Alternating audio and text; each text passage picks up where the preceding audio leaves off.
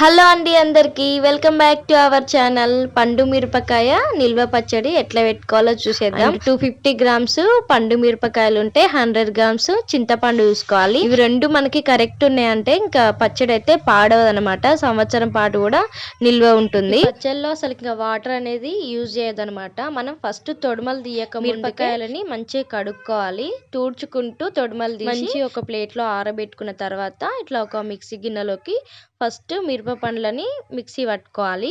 ఆ తర్వాత ఒక 3 స్పూన్ల సాల్ట్ వేసుకోండి. మళ్ళీ రుబ్బిన తర్వాత జీలకర్ర, ఎల్లిపాయలు, చింతపండు ఇవి మూడేసి కాసేపు రుబ్బి వదిలేయండి. ఎందుకంటే చింతపండు తొందరగా మెత్తగా అవ్వదనమాట. మళ్ళీ రుబ్బుకున్న తర్వాత మెత్తగా అవుతుంది. కొంచెం జీలకర్ర, మెంతుల పొడి, పసుపు వేసి మళ్ళీ రుబ్బేయండి. అంతే, ఇంకా పోపు పెట్టుకుంటే పచ్చడి సూపర్ టేస్ట్ ఉంటుంది అప్పడాలతోని. వీడియో నచ్చితే తప్పకుండా సబ్స్క్రైబ్ చేసుకొని లైక్ చేయండి, షేర్ చేయండి, కామెంట్ చేయండి.